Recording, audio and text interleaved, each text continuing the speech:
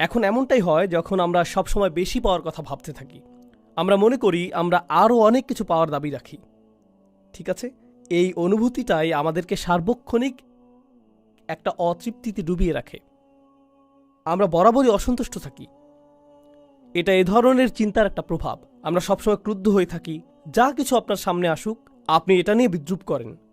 আপনি এটা কোনো না কোনোভাবে পাশ কাটিয়ে আসেন। হয় সেটা নিয়ে হাসি তামাশা করেন, অথবা মন্তব্য করেন, ছোট কোনো অঙ্গভঙ্গি বা চাহনি দেন, বলেন হ্যাঁ আমার কি। সব কিছুর প্রতি আপনার প্রতিক্রিয়া এমনটাই হয়। এর মানে হলো জীবনকে কিভাবে উপভোগ করতে হয় সেটা আপনি জানেন না, কারণ আপনি আপনার চারপাশের সব কিছুকে অগ্রাহ্য করেছেন। আপনার মতে সব কিছুকে এভাবেই নগণ্য মনে করতে হয়। আপনি কোনো কিছুই আর ভালোভাবে মূল্যায়ন করতে পারেন না। টিনেজারদের বেড়াতে নিয়ে যান, তখন কি হয়? তোমাকে আনন্দিত দেখাচ্ছে না কেন? হোটেলটা কেমন বলো তো? কি অপূর্ব দৃশ্য দেখো। মোটামুটি। তারা মূল্যায়ন করতে পারে না। মূল্যায়ন করার ক্ষমতা আপনার কাছ থেকে কেড়ে নেওয়া হয়েছে। এই যে অতিমাত্রার লোভ, প্রতিনিয়ত এবং তাৎক্ষণিক আনন্দ পাওয়ার ইচ্ছা, এগুলোর ফলে কি হয় জানেন? তরুণদের পুরো একটা প্রজন্ম গড়ে উঠেছে যারা চরম উদাসীন এবং নিরুৎসাহিত। তারা প্রতিনিয়ত এত বেশি কিছু করার এবং এত বেশি জিনিস পাওয়ার প্রতি আকৃষ্ট হয় যে তারা জীবনে কোনো কিছু অর্জন করে নেয়ার ইচ্ছাই হারিয়ে ফেলে।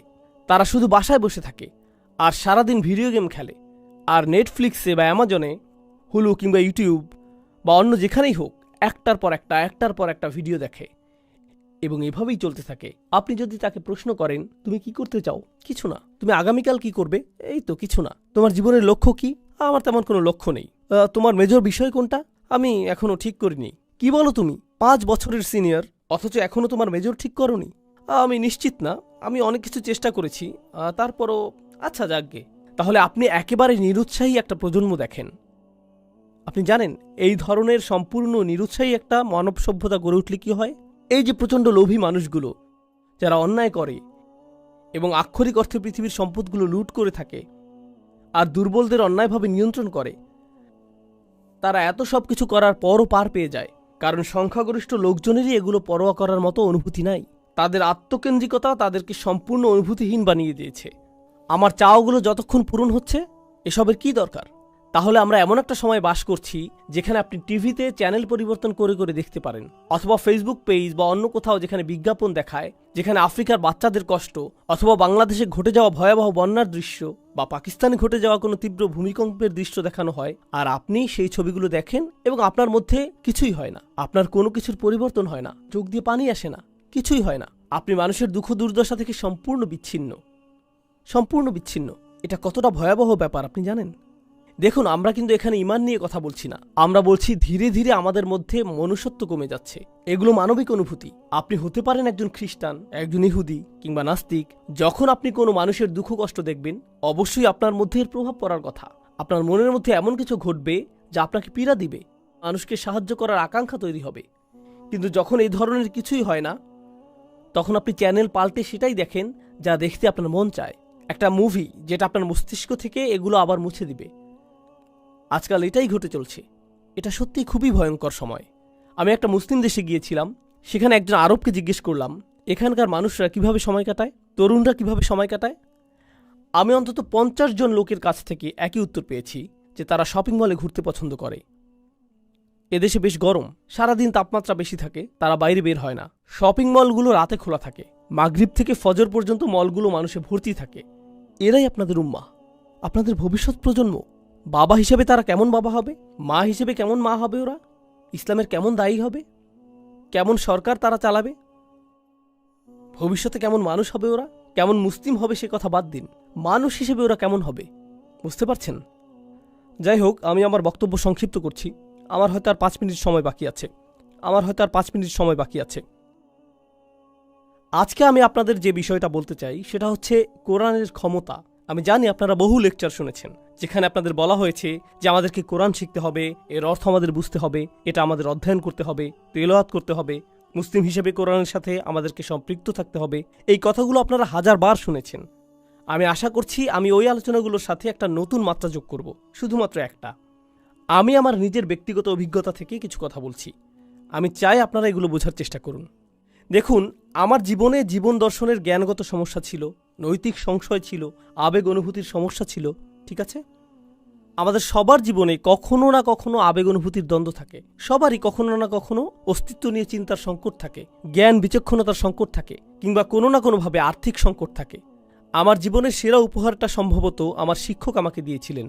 তিনি বলেছিলেন, তুমি যখনই কোনো সমস্যায় পড়বে আল্লাহর কিতাবের কাছে সাহায্য চাও, আল্লাহর কিতাবের দিকে মনোনিবেশ করো।